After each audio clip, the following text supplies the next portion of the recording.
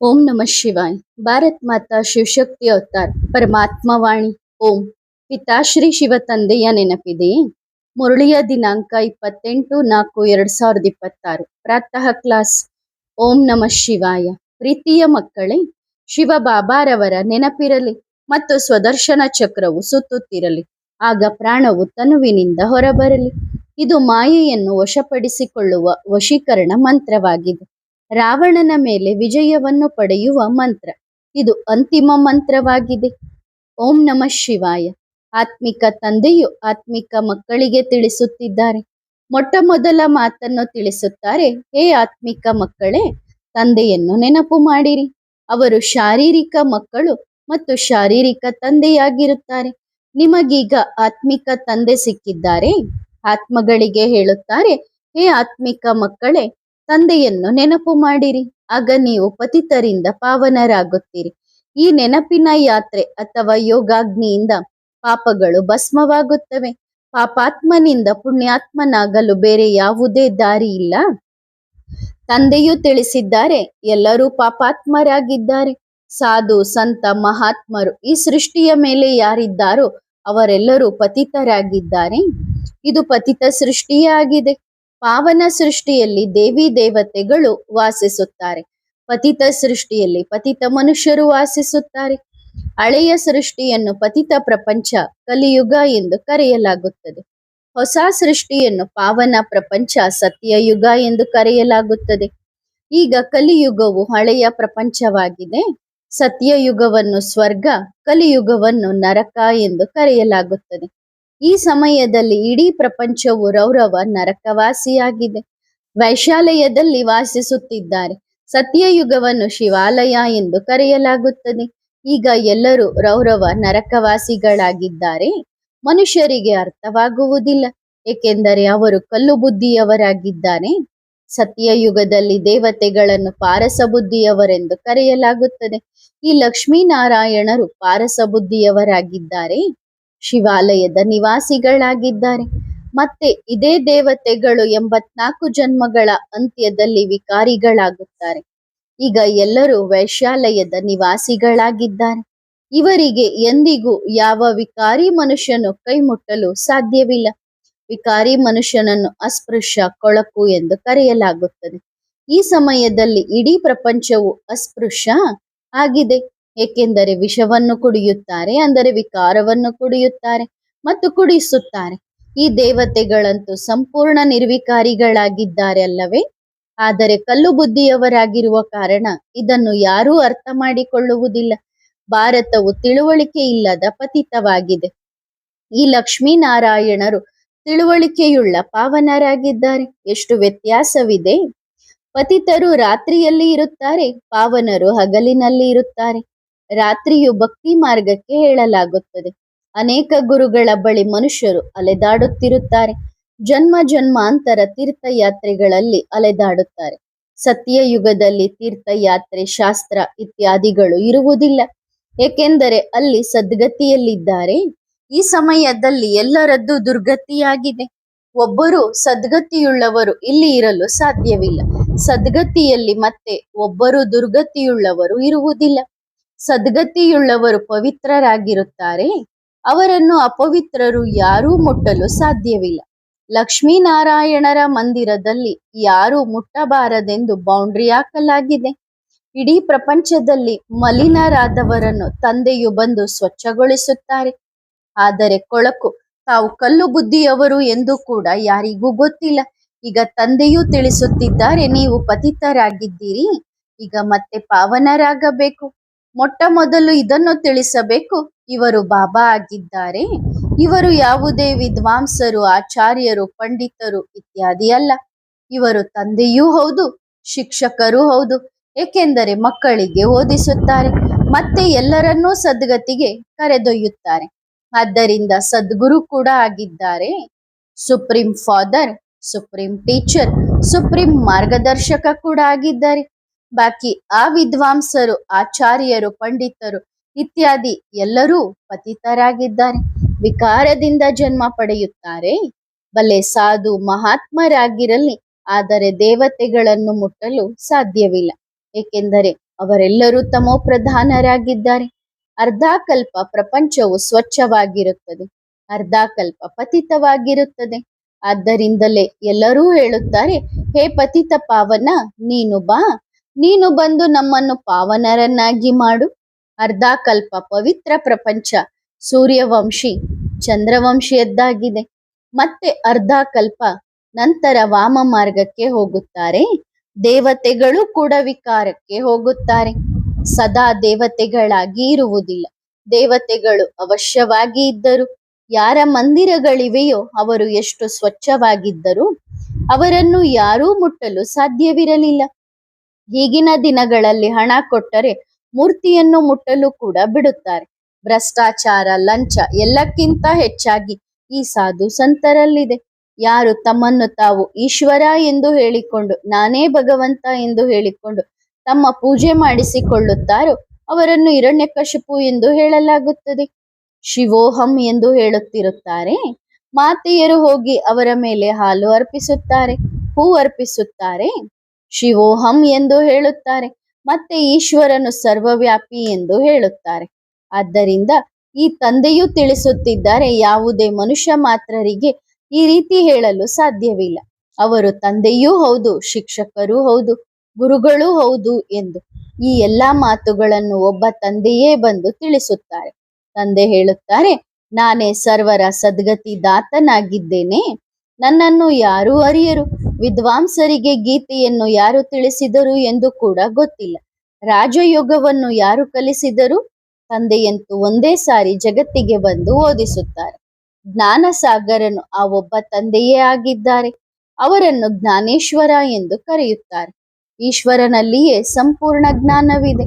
ಬಾಕಿ ಎಲ್ಲ ಮನುಷ್ಯ ಮಾತ್ರರಲ್ಲಿ ಅಜ್ಞಾನವಿದೆ. ಭಕ್ತಿಯನ್ನು ಅಜ್ಞಾನ ಎಂದು ಕರೆಯಲಾಗುತ್ತದೆ. ತಂದೆ ಹೇಳುತ್ತಾರೆ, ನಾನು ಎಂದಿಗೂ ಮನುಷ್ಯನಾಗುವುದಿಲ್ಲ. ನಾನು ನಿಮ್ಮ ಕರೆಯ ಮೇರೆಗೆ ಪತಿತರನ್ನು ಪಾವನರನ್ನಾಗಿ ಮಾಡಲು ಬಂದಿದ್ದೇನೆ. ಬಲೆ ಮನುಷ್ಯರು ಕರೆಯುತ್ತಾರೆ, ಆದರೆ ಎಲ್ಲರೂ ಆ ಪ್ರೇಮದಿಂದ ಕರೆಯುವುದಿಲ್ಲ. ಏಕೆಂದರೆ ಯಾರಿಗೂ ಭಗವಂತನ ಬಗ್ಗೆ ಗೊತ್ತಿಲ್ಲ. ಗಾಂಧೀಜಿಯವರು ಹಾಡುತ್ತಿದ್ದರು ಪತಿತ ಪಾವನ ಎಂದು, ಮತ್ತೆ ರಘುಪತಿ ರಾಘವ ರಾಜಾ ರಾಮ್ ಎಂದು ಹೇಳುತ್ತಿದ್ದರು. ಗಾಂಧೀಜಿಯವರ ಹೆಸರು ಈಗಲೂ ಎಷ್ಟಿದೆ? ಅವರಿಗೆ 20 ವರ್ಷಗಳಾಗಿರಬಹುದು. ಒಂದು ವೇಳೆ ಮೊದಲಿನಿಂದಲೂ ಪೂಜಾರಿಯಾಗಿದ್ದರೆ ಹೊರಬರುತ್ತಾರೆ. ಯಾವುದೋ ಭಿನ್ನ ನಾಮ ರೂಪದಲ್ಲಿ ಇರುತ್ತಾರೆ.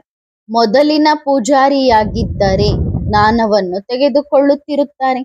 ತಂದೆಯು ಬಂದು ಪತಿತರಿಂದ ಪಾವನರಾಗುವ ಜ್ಞಾನ ಕೊಡುತ್ತಾರೆ. ಗಾಂಧೀಜಿಯವರು ಒಳ್ಳೆಯವರಾಗಿದ್ದರು, ಅವರ ಕರ್ಮಗಳು ಒಳ್ಳೆಯವಾಗಿದ್ದವು. ಮುಂದೆ ಹೋಗುತ್ತಾ ಬಹುಶಃ ಇಂತಹ ಮುಖ್ಯಸ್ಥರಿಗೆ ವಿಷಯ ತಿಳಿಯಬಹುದು, ಅಂದರೆ ಈ ಜ್ಞಾನದ ಬಗ್ಗೆ ಗೊತ್ತಾಗಬಹುದು. ಬಾಕಿ ಈ ಮಾತುಗಳಿಂದ ನಮಗೆ ಯಾವುದೇ ಲಾಭವಿಲ್ಲ. ನಿಮ್ಮ ಮುಖ್ಯ ಮಾತು ನೆನಪಿನ ಯಾತ್ರೆಯಾಗಿದೆ. ರಾತ್ರಿ ಹಗಲು ಎಷ್ಟಾಗುತ್ತದೋ ಅಷ್ಟು ತಂದೆಯನ್ನು ಬಹಳ ಪ್ರೀತಿಯಿಂದ ನೆನಪು ಮಾಡಬೇಕು. ಅವರು ಅತಿ ಪ್ರೀತಿಯ ತಂದೆಯಾಗಿದ್ದಾರೆ. ಪತಿಯನ್ನು ಈಗ ಅತಿ ಪ್ರೀತಿಯವರು ಎಂದು ಹೇಳಲಾಗುವುದಿಲ್ಲ. ಅವರಂತೂ ಇನ್ನೂ ದೊಡ್ಡ ಶತ್ರುವಾಗಿದ್ದಾರೆ. ಎಲ್ಲರೂ ಒಬ್ಬರಿಗೊಬ್ಬರು ಶತ್ರುಗಳಾಗುತ್ತಾರೆ. ಈಗ ನೀವು ಮತ್ತೆ ಒಬ್ಬರಿಗೊಬ್ಬರು ಮಿತ್ರರಾಗುತ್ತಿದ್ದೀರಿ. ಎಲ್ಲರ ಜೊತೆ ಮಿತ್ರತ್ವ ಮಾಡುತ್ತೀರಿ.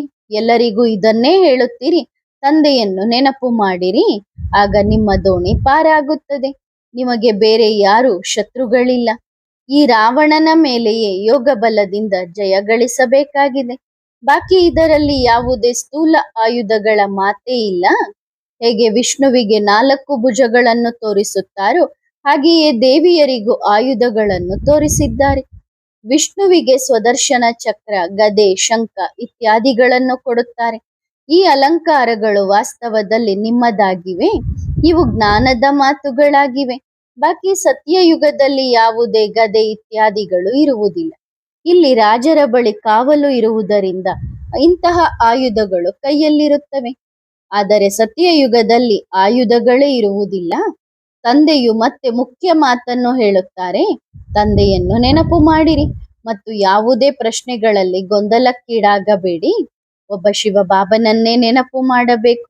ಬಾಬಾ ಶಾಂತಿಧಾಮದವರೆಗೂ ಜೊತೆಗಿರುತ್ತಾರೆ, ಸುಖಧಾಮದವರೆಗೂ ಬರುವುದಿಲ್ಲ. ಮಕ್ಕಳು ಕೂಡ ಬಹಳ ಶಾಂತವಾಗಿರಬೇಕು. ಪ್ರತಿಯೊಂದು ಮಾತನ್ನು ಶಾಂತಿಯಿಂದ ಮಾತನಾಡಬೇಕು. ಜಗಳದ ಮಾತೇ ಇಲ್ಲ, ಆ ಸಮಯವೂ ಬರುತ್ತದೆ. ಯಾವಾಗ ಅಡುಗೆ ಮನೆಯಲ್ಲಿಯೂ ಮೌನ ಆಗಿರುತ್ತೀರಿ, ನೀವು ಬಹಳ ಸೂಕ್ಷ್ಮಕ್ಕೆ ಹೋಗಬೇಕಾಗಿದೆ. ಮೌನದಲ್ಲಿ ಮಾತನಾಡುವುದರಿಂದ ಕ್ರೋಧದ ಚಿಹ್ನೆ ಇರುವುದಿಲ್ಲ. ನಿಮ್ಮದು ಆತ್ಮಿಕ ಯಾತ್ರೆಯಾಗಿದೆ, ಇದು ಅಲೆದಾಡುವ ಯಾತ್ರೆಯಲ್ಲ.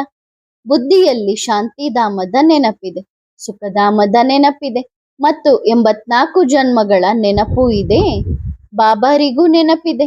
ಆದ್ದರಿಂದಲೇ ಮಕ್ಕಳಿಗೆ ತಿಳಿಸುತ್ತಿದ್ದಾರೆ.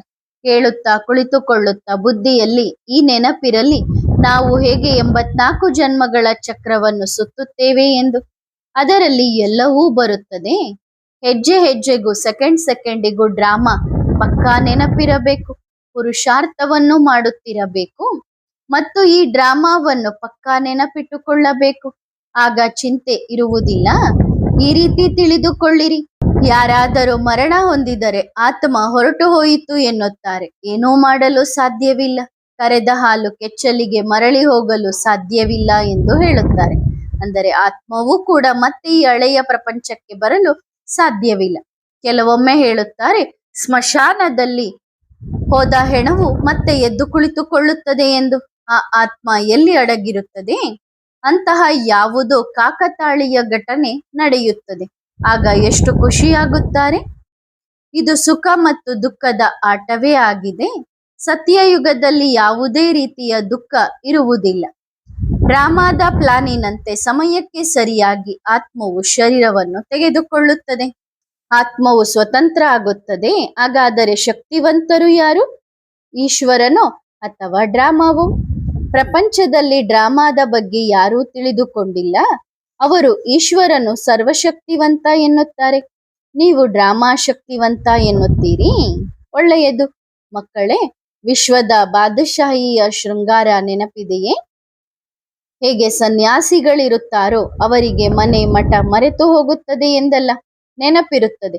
ಆದರೆ ಅವುಗಳಿಂದ ಮೋಹವನ್ನು ತೆಗೆದು ಹಾಕಿರುತ್ತಾರೆ. ಮನುಷ್ಯ ಯಾವುದನ್ನೂ ಮರೆಯುವುದಿಲ್ಲ, ಆದರೆ ಮಮತ್ವ ಇರುವುದಿಲ್ಲ.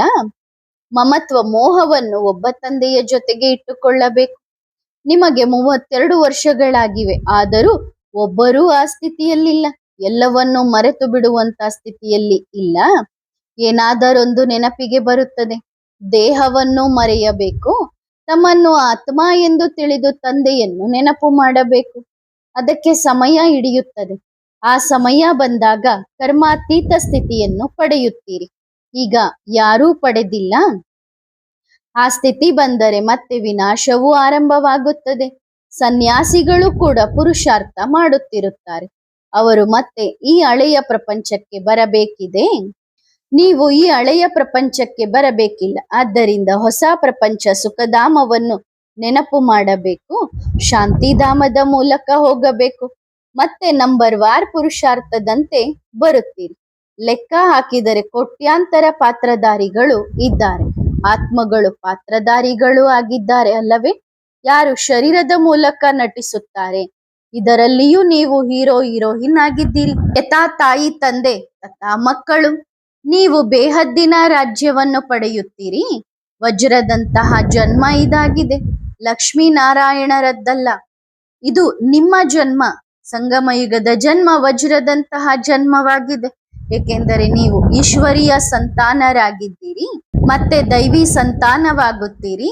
ಈ ಸಮಯದಲ್ಲಿ ಜಯ ಗಳಿಸಲು ನೀವು ಮಕ್ಕಳ ಯುದ್ಧ ನಡೆಯುತ್ತಿದೆ. ಈ ಜ್ಞಾನವು ಪ್ರತಿಯೊಬ್ಬರ ಬುದ್ಧಿಯಲ್ಲಿರಬೇಕು. ಈಗ ನಾವು ಹೋಗಬೇಕು. ಕಲಿಯುಗದ ಸಂಬಂಧಗಳೆಲ್ಲವೂ ಅಳಿಸಿ ಹೋಗಬೇಕು. ಈಗ ಪುರುಷೋತ್ತಮ ಸಂಗಮ ಯುಗವಾಗಿದೆ. ಯಾವಾಗ ಕಲಿಯುಗದ ಬಂಧನಗಳು ತುಂಡಾಗಬೇಕು, ಮತ್ತೆ ಸತ್ಯಯುಗದ ಸಂಬಂಧಕ್ಕೆ ಹೋಗಬೇಕು. ಆಗ ತಂದೆ, ಮನೆ ಮತ್ತು ಸುಖಧಾಮ ನೆನಪಿಗೆ ಬರುತ್ತವೆ. ಬುದ್ಧಿಯಲ್ಲಿ ಜ್ಞಾನವಿದೆ. ಸನ್ಯಾಸಿಗಳು ಮುಕ್ತಿಗಾಗಿ ಎಷ್ಟು ಅಲೆದಾಡುತ್ತಾರೆ. ಯಾರೂ ಹೋಗುವುದಿಲ್ಲ. ಹೋಗುವ ಸಮಯ ಈಗ ಎಲ್ಲರದ್ದೂ ಆಗಿದೆ. ಸನ್ಯಾಸಿಗಳು ಇತ್ಯಾದಿ ಕೂಡ ನಿಮ್ಮಿಂದ ಜ್ಞಾನ ತೆಗೆದುಕೊಳ್ಳುತ್ತಾರೆ. ಅವರಿಗೂ ಗೊತ್ತಿದೆ ಜ್ಞಾನ ಸಾಗರ ತಂದೆ ಒಬ್ಬರೇ ಎಂದು. ಅವರಿಂದಲೇ ನೀವು ಜ್ಞಾನ ಪಡೆದಿದ್ದೀರಿ ಎಂದು. ಈಗಿನ ದಿನಗಳಲ್ಲಿ ಚಿಕ್ಕಂದಿನಿಂದಲೇ ಗುರುಗಳನ್ನು ಮಾಡಿಕೊಳ್ಳುತ್ತಾರೆ. ಏಕೆಂದರೆ ಈ ಸಮಯದಲ್ಲಿ ಎಲ್ಲರೂ ವಾನಪ್ರಸ್ಥಿಗಳಾಗಿದ್ದಾರೆ.